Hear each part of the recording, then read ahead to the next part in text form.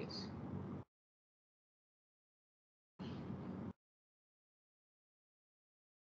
So you are able to see the screen. Yes, sir.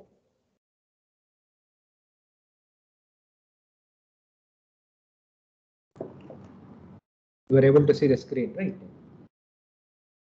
Yes, sir. Anyway, so last class, so we have discussed what are the commonly encountered, the random variables also. Okay. So we have seen, what is the simplest random variable? No. Bernoulli random variable. This is a Bernoulli random variable, okay, which has two outcomes kind of thing. So Bernoulli random variable we have seen, and then this is how you construct the probability densities and other things also. Then repeated Bernoulli trials say, so they automatically gives rise to several other distributions. One such is this binomial distribution, okay. So this also we have seen in our last class, so which you can use for many practical problems, okay. So this also we have seen, like you see, of course, as n tends to infinity, say, when the number of things are becoming very large, so you can approximate through a normal distribution also. So this is the mean value of binomial and the standard deviation also. Okay, so this also some problem, we have solved some like Stokes problem, say. So everything is getting 2 multiply. So after 50 days, how much if you want to find out, okay. So this you can use, of course, binomial, or you can use even the normal distribution also. Both of them will give you more or less same answer, but the numbers are very less, say. So binomial will be more, but normal distribution will not be more accurate. For that, n tends to infinity is the reason. Okay. So like that, you see there are several problems are there which you can you follow, right? Solve using this binomial distribution. Of course, in the assignment or which I will send you. Okay. So you can solve some practical problems also. Okay. Now another most important distributions which binomial gives rise is this. The Poisson distribution, basically. So Poisson, the random variables. So this also comes from binomial only. Okay, so that only it generates. So now we all know the binomial distribution. Say P of x is equal to k successes or k failures or whatever. So this we have said nck. So p to the power of k, and then 1 minus p, say n minus k. So this is my binomial distribution. Okay. Now in this binomial distribution, say when n tends to infinity, where does it go binomial? When n becomes very, very large. So normal distribution. No, it goes to normal distribution. But here, suppose if n tends to, very, very large, say, and p tends to 0, basically. Okay. Whereas np, say, n times the probability, it goes to some constant a. So these are the conditions. Okay. So n is very, very large, and the probability is also very, very small, say. So if these two conditions are met, so here, if I substitute a limit actual, okay. So n tends to infinity, p tends to 0, whereas n times p, say, this is tending to some constant a. So this automatically you can mathematically, you can prove these limits also as e to the power of minus a to the power of k by k factorial. Okay. So this is what we call as the probable Poisson the random variable, or the Poisson PDF, or whatever we have. So please understand, so when n tends to infinity, so you get normal, but when n tends to infinity, p tends to 0, some constant a, say, so then automatically you follow, right? So this binomial, say, it goes towards the Poisson random variable. So the examples you can give very, let us say accidents, say, okay. Yeah. So accidents on a road, say, okay. So if I take so if I take any road accident, say, so let us say 100 kilometer, okay, is the this length of the road. Yeah. So from here to here. So this is my 100 kilometer is the length of this one. And now, so we were looking for, and of course, accident can happen anywhere in the road itself. Okay. So now, how do I find out the probability? See, accidents can happen anywhere.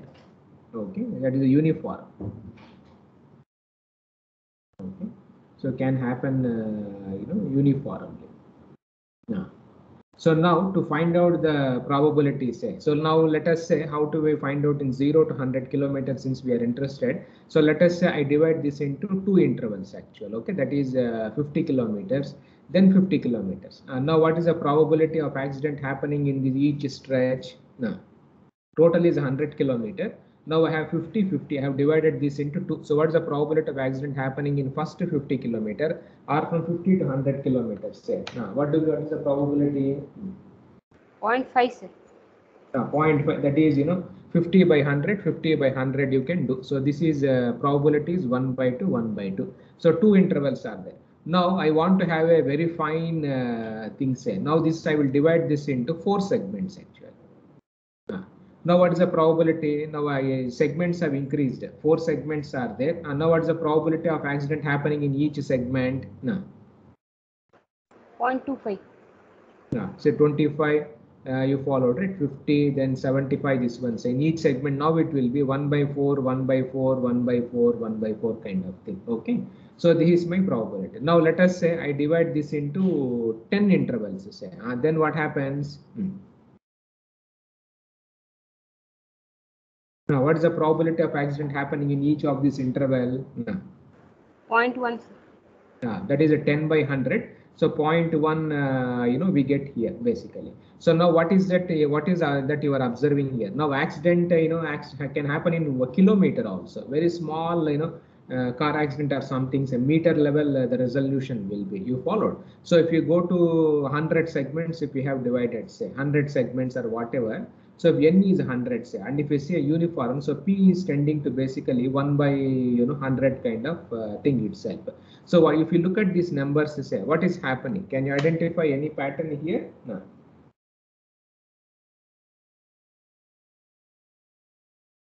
Now what is that pattern you are identifying here? No. Probability is tending towards 0. Now, probability is tending to 0. N is becoming Larger and larger. But what is happening? N into P.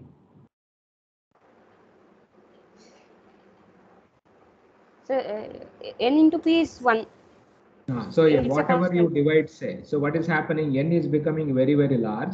So P is tending to 0 actually. Okay, but N times P is going to some constant value. You followed. So this is a typical kind of thing. So now this is I have told you this problem. Say like for example, say goals. Okay, so in a football match, say. So in a football match also, goals like football match, say, how much will be the duration of football? Some 60 minutes or 2 hours or whatever. Now for a goal to happen, how much time is required? Very few, in a few seconds, you see they hit the goal actually. Okay. So if you want to find out the probability of one goal, goals in this one. So like you see, you divide this into two pieces. Say. So probability of goal will be, you see, first half maybe half. But as you keep on, making small segments, and if you ask the question, what is the probability that he will goal will happen in the first 10 seconds or 20 seconds or 30 seconds, say, as you go on more and more on this one, so n is becoming large, probability becomes very small, but n times b becomes very that goes to a constant. So then what happens is this problem can be solved through binomial distribution only. Like you see, you divide into two events, say. So 2C1, the probability of 2 goals, 1 goal, 3, you can easily find out from that one. You can use binomial. But now if this is met, so this can be approximated by, you see, this Poisson, the random variable. Okay. So this is one example I have given. Now not only this one. See, like for example, we are located in Chennai or Himalayas. Okay. So in Himalayas, say. Now I am looking for 500 years. Okay, I think Siddharth Behra is from Uttarakhand, right? In 500 years, I am looking for. Now, if I want to find out probability of 8 magnitude earthquakes, say. Now, how do we calculate? So 8 magnitude is what type of earthquakes these are? No.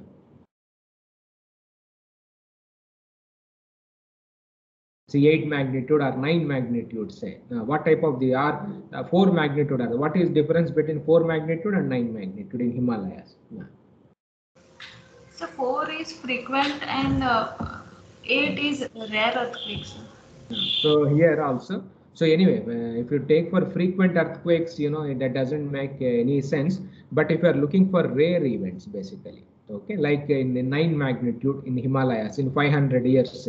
So now here also, you can divide this into two halves, half, you can tell also. Now, or you can divide this. So if you divide in a, if you take in any particular year actual, okay. So probability of 9 magnitude will be very, very small because it's a very, very rare, the events say. So the probability becomes very less when n becomes, when you are looking for these type of rare events essentially. Okay. So when you are looking for rare events, okay, in shorter time basically. So what happens is, so this you followed. So this happens, and then this Poisson random variable, automatically you see comes into picture. Even goals is also very rare actually. In football match also we don't get 10 goals, 20 goals, or 30 goals. The two streams are very strong. So hardly you followed, right? One goal or whatever. This one also. Now, if we say in cricket, whatever sports match, say, okay, so like you say, six or whatever centuries, they are all very, very rare events. So these type of events can be modeled through this Poisson random variable. Okay, so this is a Poisson random variable. So it can be given as, so e to the power of minus a to the power of k, say, by using k factorial. Okay, where a is n times p. So sometimes what people will do is, when you are doing in standard this type of a time, so what we do is, if the duration is capital T, say, okay, so capital T, and then so we can even write this as, so a is n times p. Okay, so this you can write this as n. So probability, say, suppose if I divide this into small intervals. Okay, so let us say this duration is a T. So then what is the probability? The total duration is T, and the size of each interval is TSA. What is that? What will be probability? So duration of this interval is small ta, total duration is capital T. So what is the probability of goal or earthquake happening in this range?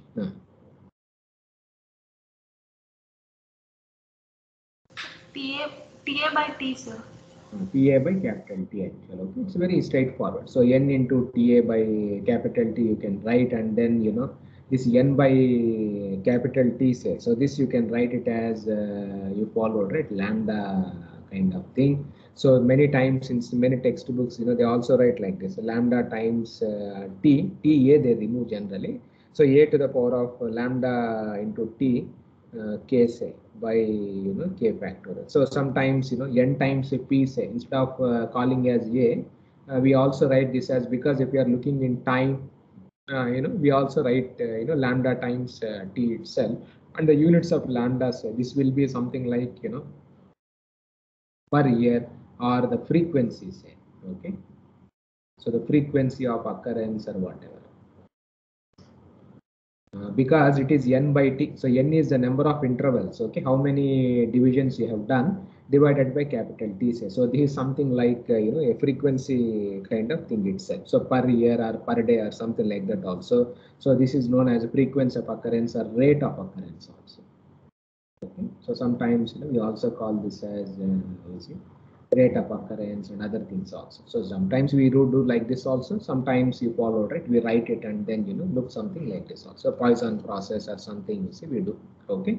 So now let us quickly so like for this problem, if you see, say, like suppose number of things are 1000 actually. Okay.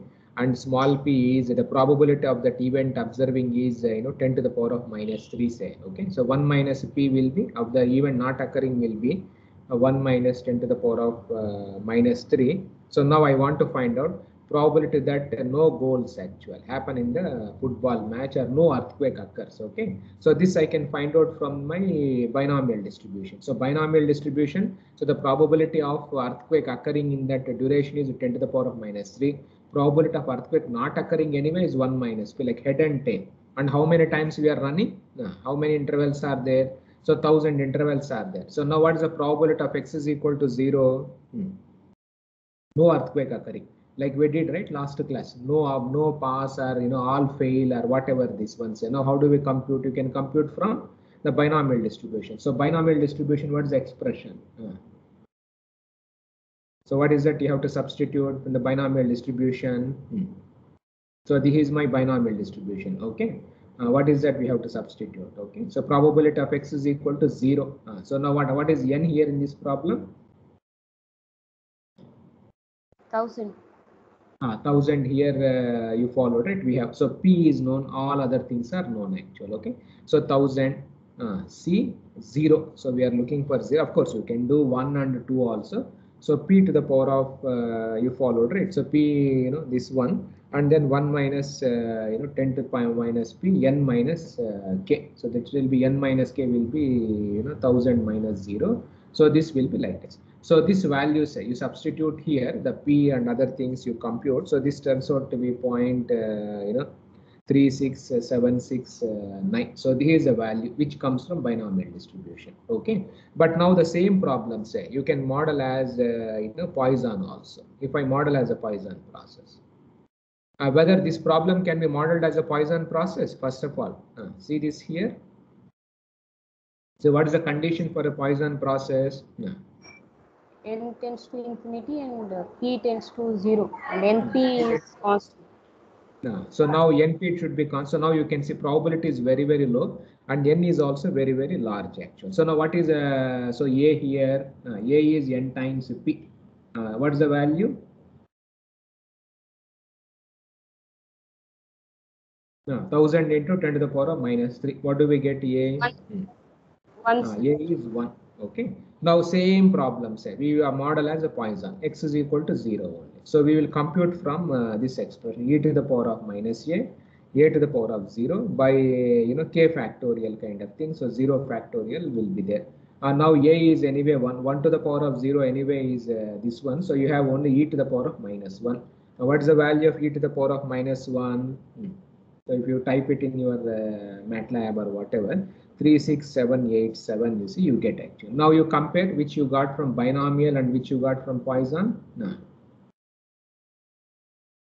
Now what is your comment?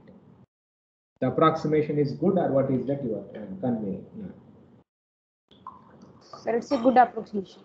It's a good approximation. Now you can solve the same problems. Probability of x is equal to 1. Okay, you compute from binomial, and same thing you compute from Poisson also. So like that you followed, right? So you can try here. Okay, and you can find out, you see, whether Poisson is a good approximation to binomial or not. You followed, right? You yourself can get this thing itself. Okay, now you can take one more example also. See, like for example, somebody lambda, say you can also solve through this one. Okay. Hello, sir. So for normal distribution, the condition is n tends to infinity. So here, so can we use it, because we, like in normal distribution, it doesn't say anything about the probability. It just say that n tends to infinity.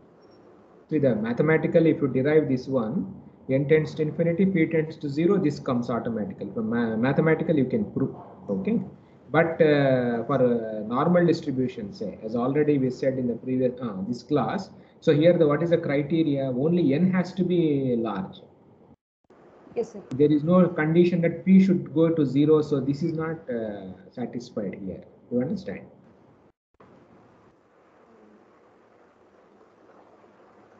You got it? See, for normal distribution, only n should be large. P should be very high. But sir, there is no restriction also, right? I mean, it doesn't say that p need not be less, like it need not be 0 or something like that. No, P, that is, there is no not restriction. See, you have to do the mathematics. See, the same binomial distribution. So now you do the calculation, okay? Mathematically, that mathematical induction, you substitute n factorial and you do the derivation yourself. So when you put the criteria of only n tends to infinity, you get normal distribution. This mathematical, this one, you have to do also. Followed. But whereas when n tends to infinity, p tends to 0, this is a you have to derive. You follow? Yes, sir. Then it goes to like this. So here, if you put only n tends to infinity, say what you will get. If p tends to 0, so this, if you remove from this description, say automatically you will get normal distribution. You will not get Poisson. You follow, right? Yes, sir. So these are most the important thing. So if you do this, you will get some other distribution also. Okay. So this is how, you know, the Poisson process here. The movements also you can calculate basically. Okay. So the mean values of the Poisson process. Okay. So you can find out from this expression only. So this turns out to be, you can do the mathematical derivation. Okay. I'm skipping all those things.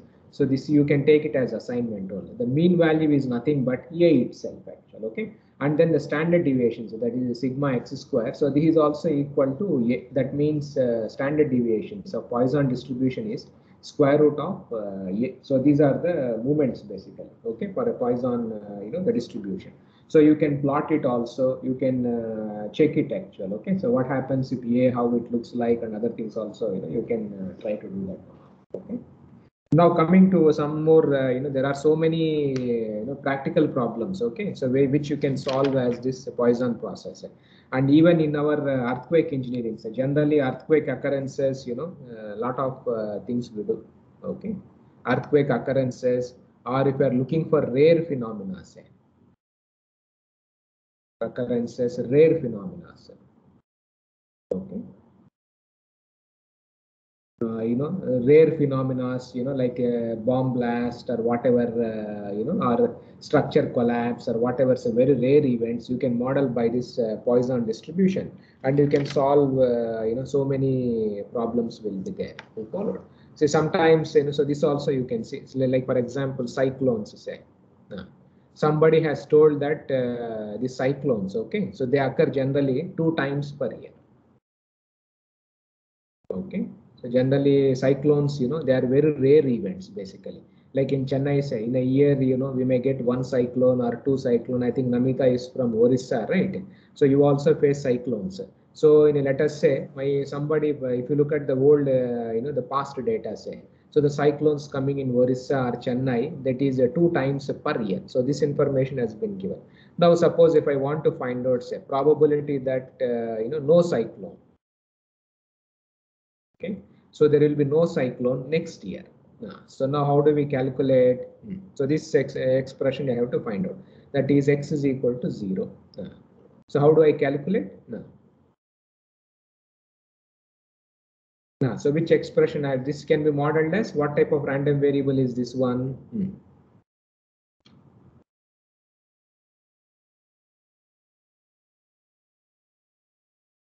See how many cyclones are occurring in a year.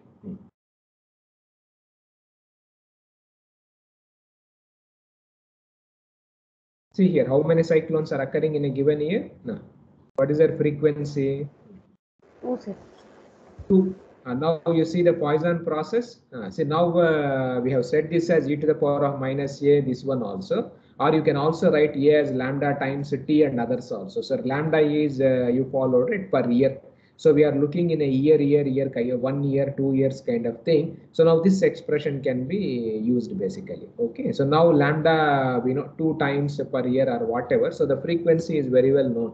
So now you can use this expression and then you can calculate the probability also. So this turns out to be, you know, so lambda is a 2, and anyway time is 1 year only we are looking. The intervals are also like that only. So this turns out to be, say, so 2 into 1, okay, to the power of 0, and e to the power of lambda t. So that is 1 year divided by k factorial, that is 0 factorial. So this turns out to be, you know, point, you see, 135. So this is a probability of no cyclones which occurs next year. So this is a number actual.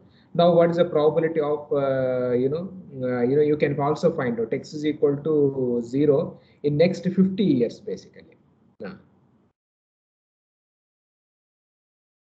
I want to find out in the next 50 years, like my building lifetime, say my building should not see any cyclone. Now how do you calculate here? So what is that you have to do?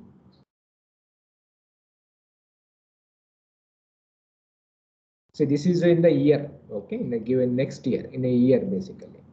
Now in the next 50 years, say, now how do you calculate in this expression? What is that you have to make a change? T is equal Time to will be 50. 2 into 50 will be there, okay, and e to the power of minus 2 into 50 turns out to be, and of course 0 factor. What will be this number? Can anybody guess? E to the power of minus 100 actually. What will be e to the power of minus 100?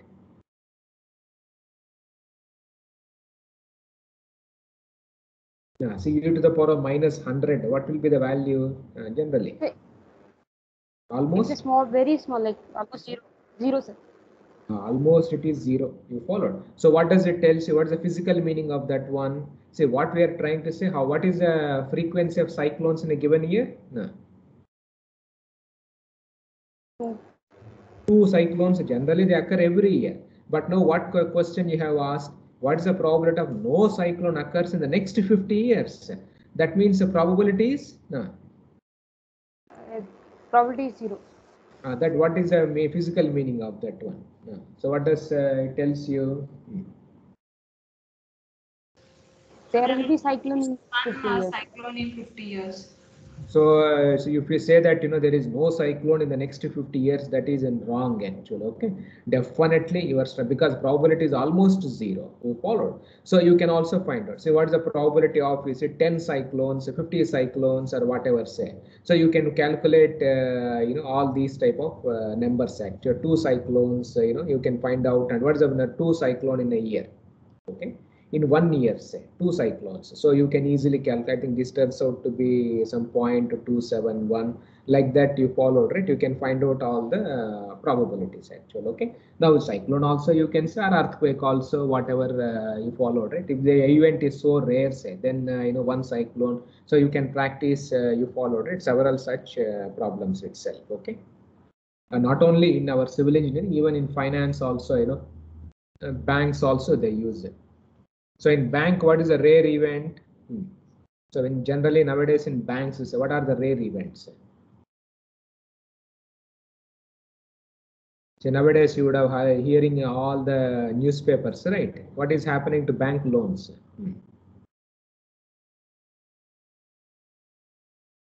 So now what is happening to many banks? What is the most rare event in a bank loan? So people not paying loans after. There is a default. So people not paying the loans. So that is a rare event or it's a frequent event?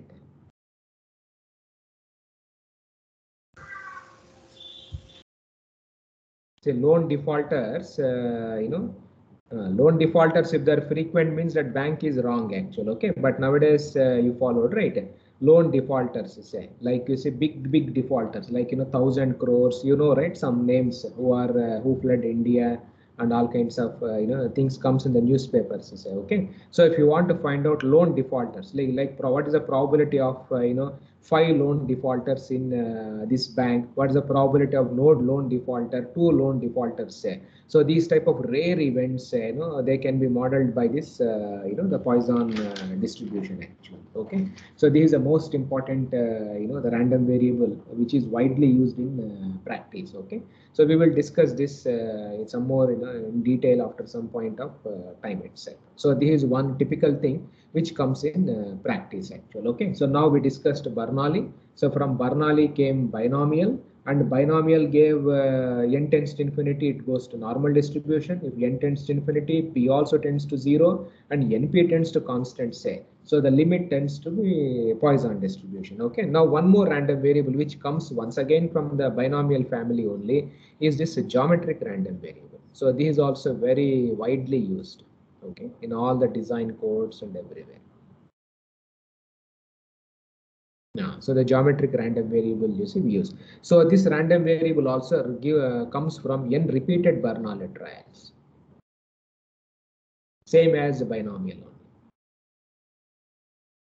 But in binomial distributions, we are interested in finding out of thousands how many 2 success, 3 success, 4 success, like that we are interested. But here we are interested in time to first success. Okay, so when I will see my first success, say like for example, we are playing a cricket match or whatever, or maybe if you are doing cricket matches or something, say like 10 matches you followed, right? India is playing or whatever. When India will see the first success, basically, okay, in the first match itself, India will win, or first match fail. If they will see the first success, they will experience on the third match or fourth match or whatever, so this is what this can be modeled as this geometric random variable. So if I say p, so this is a probability of success. only two variables only. So in a given match, you have only two outcomes. So 1 minus P is failure. So now we will ask the question, what is the probability say? Okay, my time. So, so I will see my first success. Okay, in kth trial. So you can also imagine, like you see, my building lifetime says 100 years basically. Okay, so now when I will see my first failure basically, okay, when my building will be subjected to a large earthquake or a large fire or whatever say. So this, if you are interested, so the first success in the kth trial. Now what is the probability? What will be this probability? So I'm seeing. So what I'm trying to say is I'm seeing the first success. I'm in the kth trial. That means, what will happen in the K-1 trials if I'm seeing first success in the fifth match. So what does it mean? And if I assume that all of them are independent or whatever say, so I'm looking at success in the fifth match. So what is happening in all the previous matches? A failure. So that means it is a failure only. So what is the so in the first match, fail means you see 1 minus P, 1 minus P, 1 minus P, like that it will be there. And in the kth match, say suddenly you see success. That means you see P. So this you can write this as 1 minus P whole to the power of you see K minus 1 multiplied by P itself. So this is the probability, so that you will see the success in the kth trial. Okay, now the mean value say of this is the most interesting thing. So the mean value of this, so this is my probability density function for a geometric random variable. Okay, so the for success in the first match, second match, third match, say you can easily calculate all these numbers itself. Now if I try to find out the mean value, so you can easily you can find out. So K is, it is a discrete distribution, so you have to do a summation actually. Okay, so K into 1 minus P, K minus 1 into P. So you have to expand this in you can expand 1 plus 2 into 1 minus P plus 3 into 1 minus P square, like this. So this is a distribution it comes, and finally this is nothing but the expansion. Okay, so if you see this expansion for 1 by P square. Okay, so this turns out to be expected values of T. So this will be P into 1 by P square. So this turns out to be 1 by P itself. So the mean value of a geometric random variable is nothing but 1 by P. You follow? And this expected value, this mean values of geometric random variable, so this is known as the return period. You follow? So these are the most the important concept which comes in our many designs and other things you follow, right? So this probability is anyway probability of success or probability of accidents or whatever we also call this as. So return period say.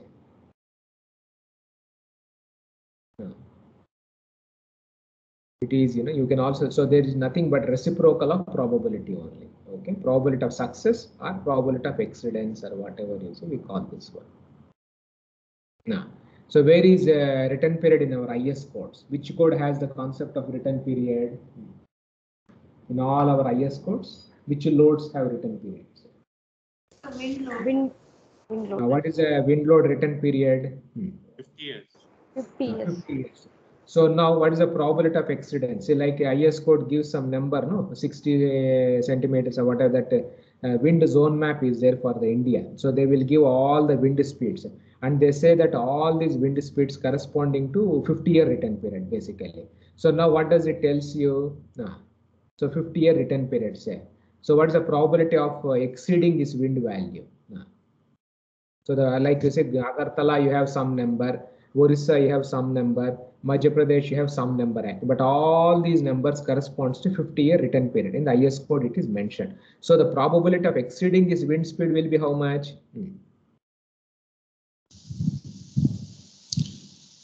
1 by 50. 1 by 50. So probability of exceeding the wind speed given in our IS codes. So this will be simply 1 by 50 actually. Okay. So this is what is given in the code books basically. Now, of course, in India, only wind has, but earthquakes, if you see international courts say, so they say that the design thing should be, 2,500 years return period, they say. You have to design for these values like that, they say. So the probability of accidents will be, 1 by 2,500 or 475 years, say, like, 5,000 nuclear power plants. They say they have to design for 10,000 years return period, basically. So probability of accidents will be, 1 by 10,000. So like that, we compute all our, the number sets. So this is a very, very, the important random variable, which is widely used in practice in most of the designs of Poisson distribution, the geometric random variable. So all these things are widely used in practice. Just 1 second. So now this is geometric random variable say, okay, so it will give rise to several other things can be extracted here. And now here there are also so many multinomial distributions also are there.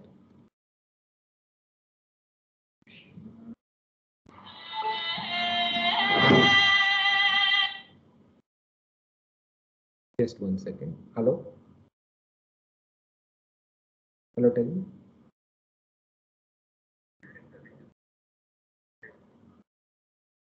Please tell me. I will call you back. Okay, I'm in a class. Yeah. So now this will be used. Then there are multinomial distributions are there. Okay, so multinomial distributions are there. So now in binomial say, so binomial means how many outcomes are there in a given interval?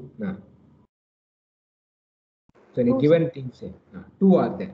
Now suppose if there are more number of outcomes, say, like as I told you, right, if you are taking any course, 2 outcomes means, you have a pass and fail kind of thing. Suppose if there are more number of outcomes like S grade, A grade, B grade, C grade, D grade, and all those things, then you have to use this multinomial distributions actually when the outcomes are, more. Outcomes are more than 2. So you will get this multinomial distributions. Okay, so the expressions are available in the textbooks and you can easily follow also. Now right, with replacement, without replacement, some things also we use. So that if you use this replacement concept also, so if a binomial random variable say, okay, a random variable is without replacement, so there are several other things comes. Okay, so this turns out to be hypergeometric. So if some of you wants to refer, right, you can use some of your research problems. So then if you are interested in subsequent occurrences,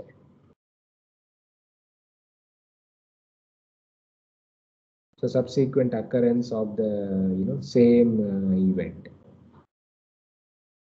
So then negative binomial distribution. So many the random variables comes. Random variable. So like that you follow, right? Several, there are so many random variables comes into picture itself. So we have given some, have given you some examples which you will be using it in maybe in your researchers and whatever. These are, so all this whatever I have given examples. So these are all discrete basically. Okay. Now let us see some more continuous random variables also, which we encounter in practice, which we will be using, in all your research or in your day-to-day life you follow, right, among continuous random variables. So discrete means your sample space was finite, but the sample space is infinite, say, okay, 0 to infinity, and it is a continuous basically. So you will use this continuous random variables. So what is the most popular continuous random variable?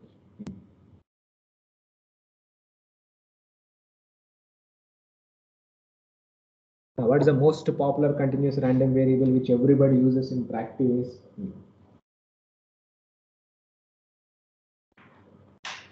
Now, what is the famous random variable which all of you, you would have used also?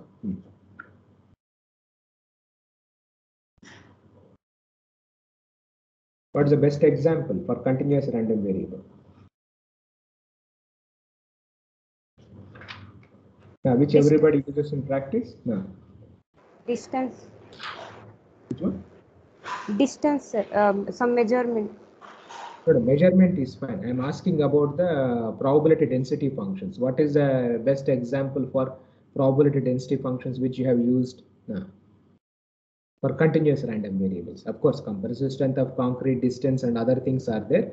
Like you say, binomial, Bernoulli, we have discussed it. What is the most famous continuous random variable which you would have used until now?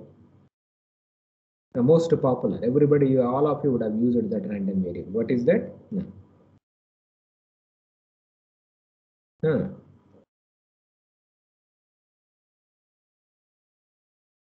Normal random variable, all of you know, right?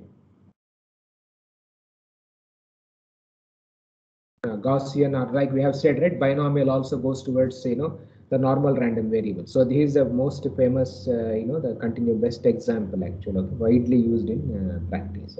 So 1 by root of 2 pi into sigma e to the power of x minus mu whole square by 2 times sigma square, and your sample space is minus infinity to plus infinity.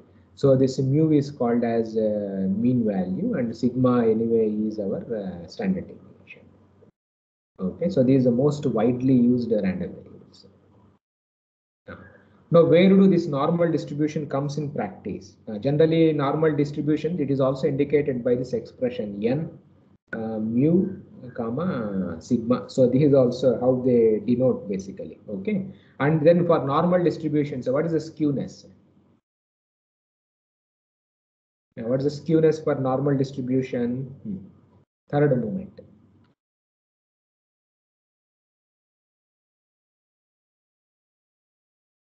Now, previously we have discussed, right, about the movements. What is the skewness for normal distribution? 0. No, it is 0. Kurtosis?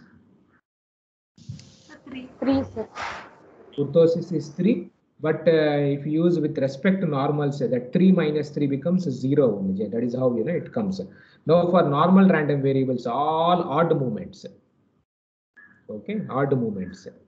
Like x to the power of x cube, expectation of x cube, x to the power of 5, x to the power of 7, 9, all those odd movements. What will be all the odd movements for normal random variable? Like an expected value of x cube, x to the power of 5, x to the power of 7 are central movements. If you write, say x minus mu whole cube, this anyway is skewness, whole to the power of 5. So what will be all these numbers? Like this, all odd movements, say they will be 0. Okay. So these are most, you can prove yourself. This is a very most important property of Gaussian. Then all even movements, say. So if you take even movements, okay, x minus mu whole square anyway, that is our variance. So to the power of 4, kurtosis actual, okay, x minus mu to the 6. Like this, all even movements, you can write them as functions of sigma. You can derive, they all depend on sigma itself actually, okay. So odd movements are 0, even movements are not 0 for normal distribution, but all of them depend on functions of sigma itself. So this is an important property of, the Gaussian, the random variables. Now the second property for normal random variable is scale invariant, we say. Okay, it is a scale invariant. So these are the important properties one should know. Okay, so like for example, if x is a normal random variable, say, so n mu comma sigma, so this is a random variable, and let us say I have another random variable y, which is a function of x, a plus bx. Now what will be y? What will be y? X is normal random variable, and this is a linear transformation. So when you are like, y is equal to a plus bx, say, so now what will be y? Now what is y? What type of random variable will be y if it is a linear transformation?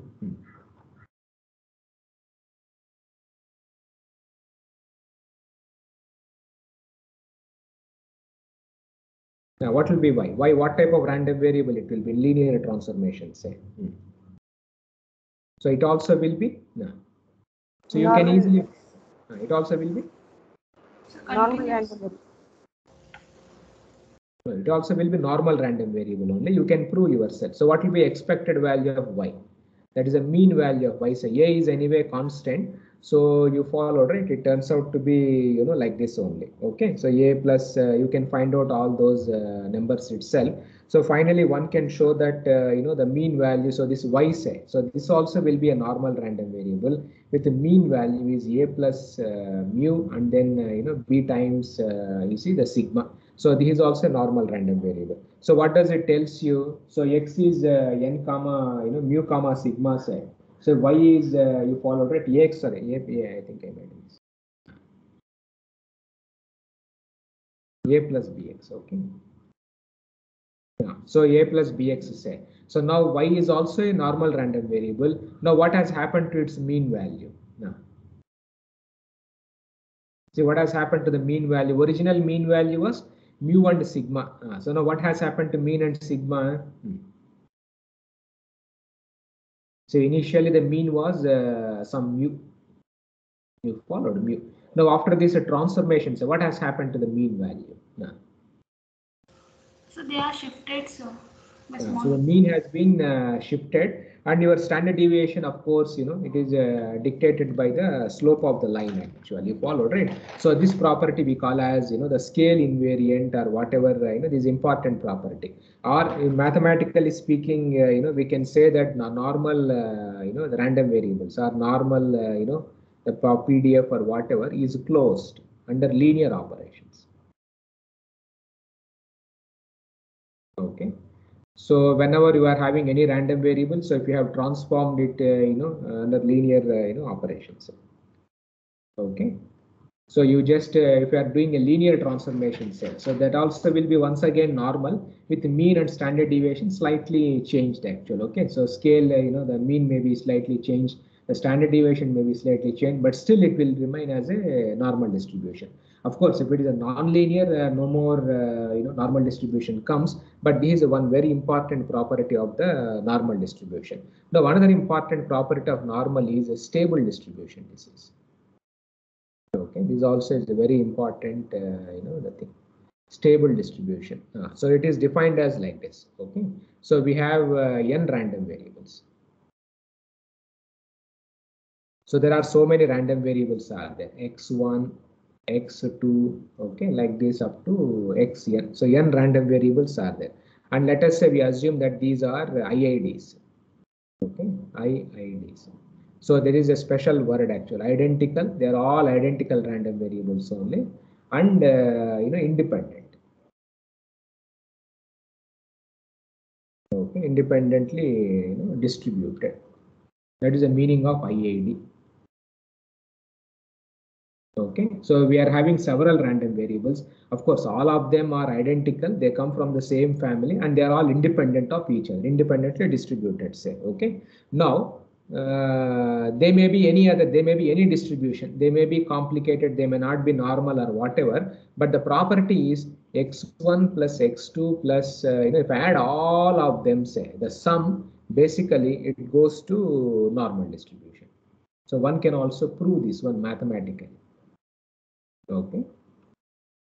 So there is one famous theorem is there, central limit theorem. Okay. So you can, this proof will be there in the textbooks. Okay. So this becomes a normal distribution with the mean n is the normal distribution. The mean is n times mu, and then standard deviation is sigma root of n. It's where mu is the individual, their mean itself. Okay. So mean is expected value of xi.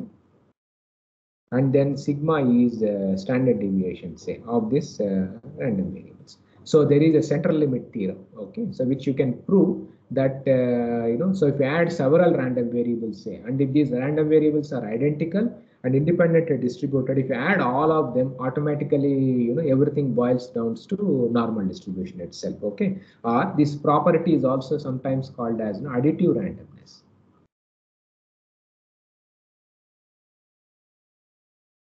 So this is a very, very important property. So like for example, so if you take rainfall, okay. Now rainfall, how do they measure rainfall? Any of you have an idea in practice? How do they measure rainfall?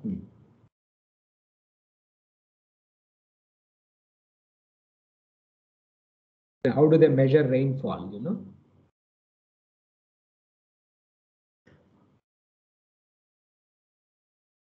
So generally rainfall, if you see, how do they measure? They use that rain gauges, right? Rainfall data, if you see, how do they give the data? No. Any of you have seen rainfall or whatever data sets are there. So generally they give per hourly rainfall, hourly rainfall you followed, right? Then monthly rainfall, so many things will be there. Now if you see hourly rainfall data, say if you collect all the data hourly, each hour how much rainfall has come, and then you plot their histogram, how does it looks like hourly rainfall? Whether it looks like normal or how does it looks like?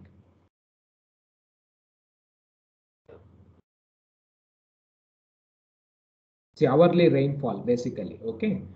Hourly rainfall data. So if you plot it and then if you try to plot all of them, hourly rainfall data, so this histogram will be, complicated basically. Okay, you will not be able to identify any pattern or something. Now, if you see daily data, say, how do you observe daily data?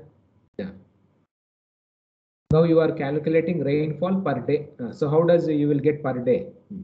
So in a day, how many hours are there? So they'll take mean value, so in a day, daily mean value. Yeah, daily mean. So how do you find out daily mean?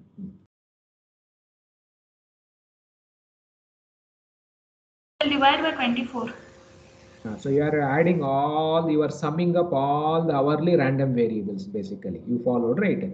So when you sum up hourly data, say you are summing up the hourly data, so you will get, now you plot the histogram, say it will show something. It also will be complicated. Now let us say I plot weekly rainfall data. Weekly means how do you calculate? In a week, how many days are there? 7. 7, and each day you are having 24 hours. So now if you find out weekly rainfall, say, so now we have to sum up on 7 numbers basically. So and each day you are summing up on 24 hours. Okay. So now the weekly data, if you plot a histogram, that also may look something different. Now suppose if you calculate monthly rainfall, say. Now monthly rainfall means how do you calculate? So originally the data will be given as hourly data will be there. Hourly rainfall data, if you look, it will be complicated. But if you see daily data, weekly data, then monthly data. So how are you computing monthly data? You are summing up? No. For how many this one? Sum total, then divide by 37 and 24. So finally, what are you doing? You are summing it up. So many random variables actual. Okay. So like month means, 30 days, each day has a 24 hours say. So you are summing up, then yearly rainfall say. Okay. When you look at yearly rainfall means now you are doing averages, summing up. So finally the yearly rainfall, if you try to plot the histogram or whatever, so how it will look like? It can be approximated by, or where it will go.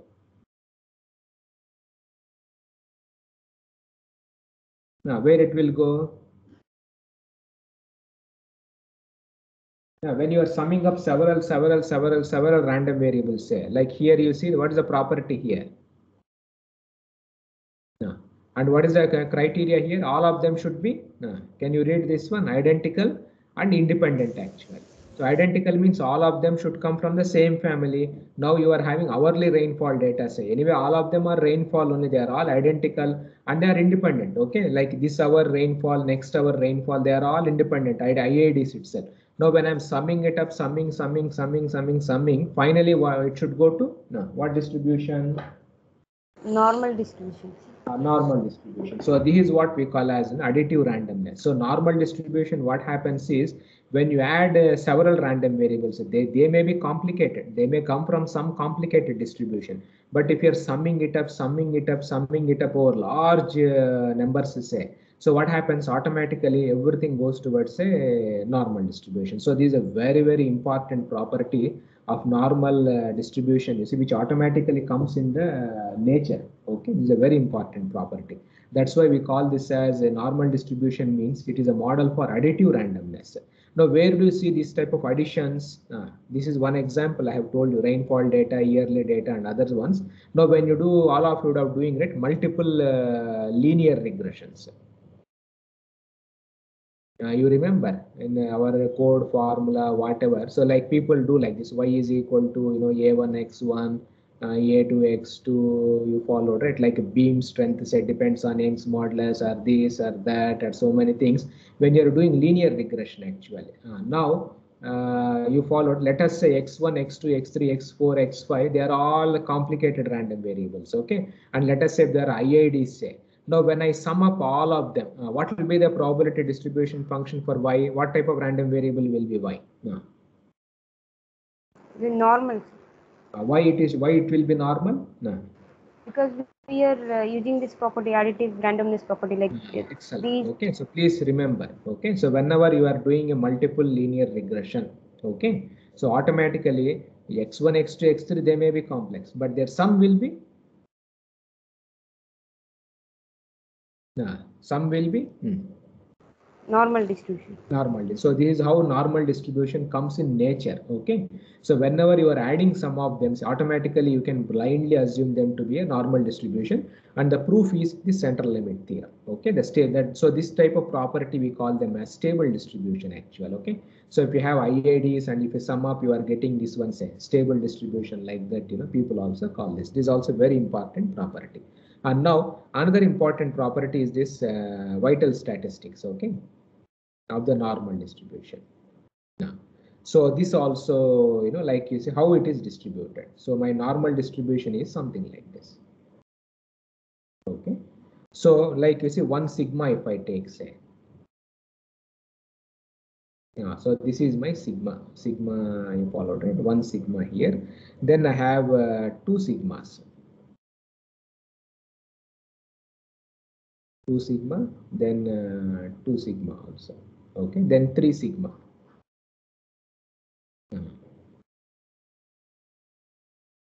If I compute the area, say, so sigma, this one, so this is like normal distribution, the vital statistics they say 68, 95, then 99.7. So this is a sigma, then this is a 2 sigma, then this is 3 sigma. So what it tells is in this range, say, what is the area of the curve under this range?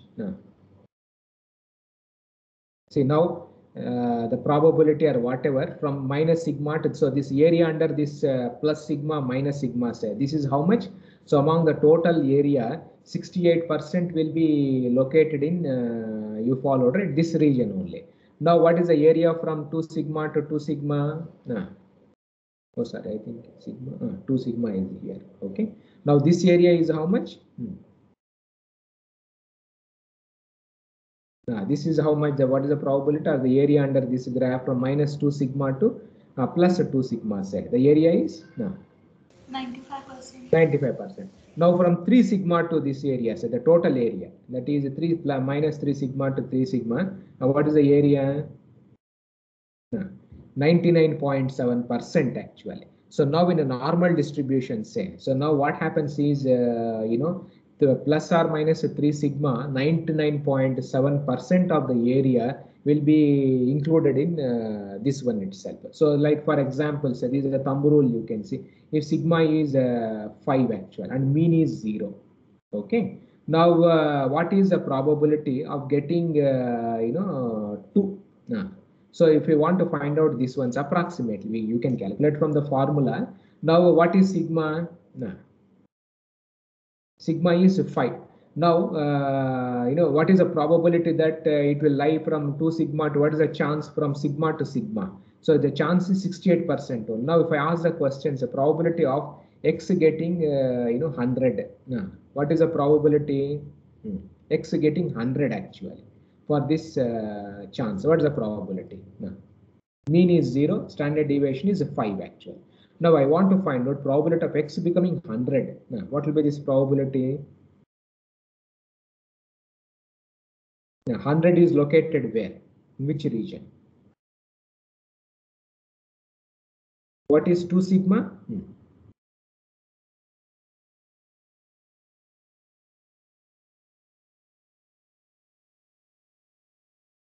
What is sigma is 2 10. sigma is how much?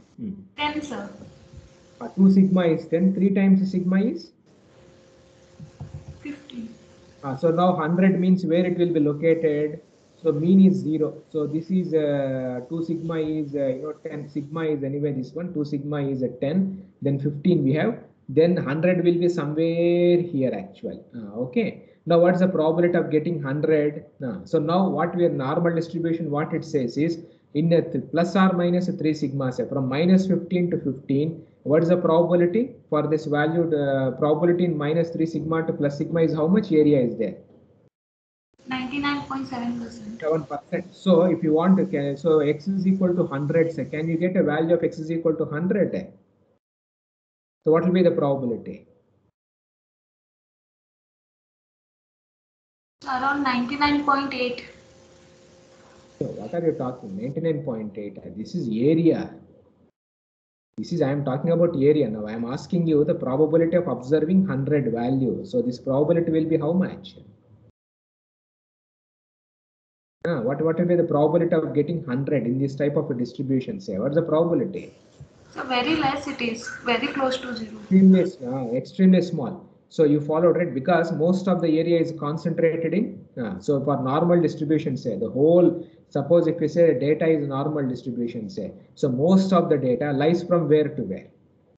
If I'm having like 100 samples and if I say it is a normal distribution, say so what we are trying to say 99.7% of the samples will be located from plus or minus 15, sir. 3 sigma you followed right, the 15 itself. So now for probability of getting these type of 100 or whatever, very very low actual, or you can say that 100 or minus, these are all extreme values, the chance of getting extreme values. You followed right, the extreme values is very low. Followed. So this is also one negative thing or positive thing or whatever for the normal distribution. So for normal distribution, so you should remember this statistic 68, 95 and then 99.7. So sigma 2 sigma 3 sigma. So once you know sigma, say you can say that the probability of observing these values is very very very small. But but generally there is one inequality, is the Chebyshev inequality. Okay, there is one mathematical proof is there. So this is a Chebyshev inequality. What it says is some thumb rule is there. So for all type, if the data may be any type of a distribution, say for all types of distributions.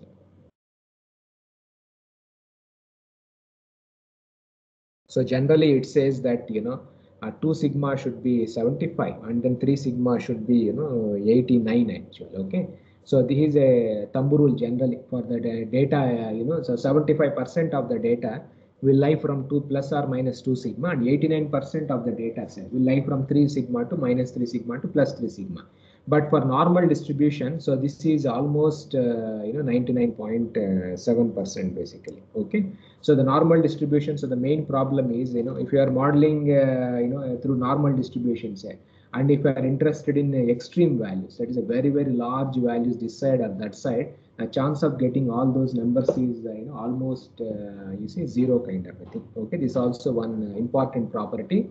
So if the data is normal, there is no chance of getting extreme values, very, very small. You have this thing, but very, very small itself. Okay. Now another important property of normal distribution is, so this is a property 4. What is the sample space for normal distribution? What is the sample space for normal distribution? Your x lies from?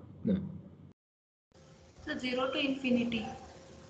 Be careful. 0 to infinity, or what is that? The normal distribution, where does it go? 0. So minus infinity.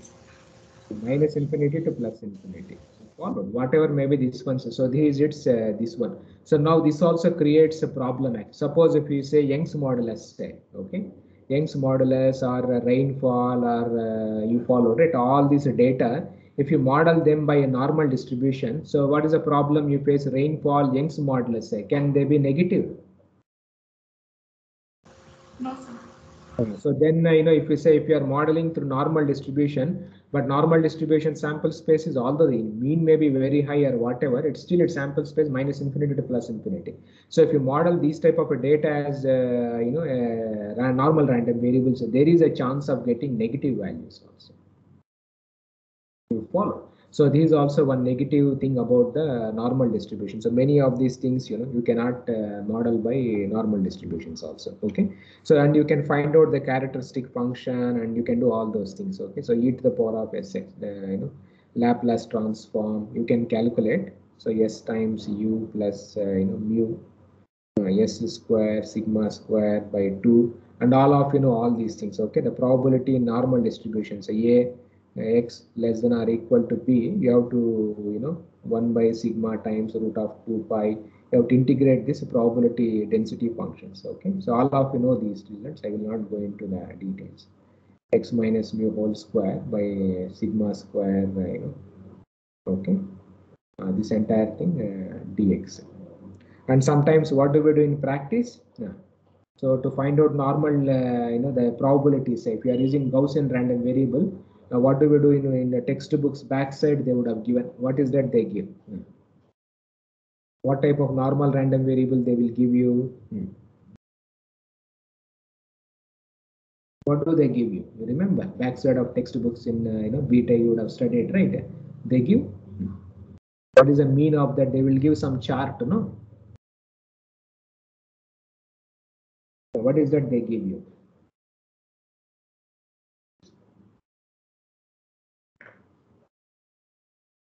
See, how do you calculate this probability? So now in many textbooks, what do they give? You remember, they do this x minus mu by sigma. So what happens is, dx is equal to sigma into dz, you can write. And if you substitute in this expression, say, so the probability a less than x less than or equal to b. So this will be, 1 by sigma root of 2 pi, a minus mu by sigma, b minus mu by sigma, sigma into e to the power of minus half, z square into dz. And finally, say, so this turns out to be 1 by root of 2 pi into sigma. Sigma will be, if you take it as a 1, okay, and then you can write this as you see. So this sigma gets cancelled. So limits will be same, half z square dz actually. So this you followed, right? You call this as no. What do you call this one? So this is also normal distribution with the mean is 0 and sigma is 1 actually. You follow 0, 1. So this is known as standard normal distribution.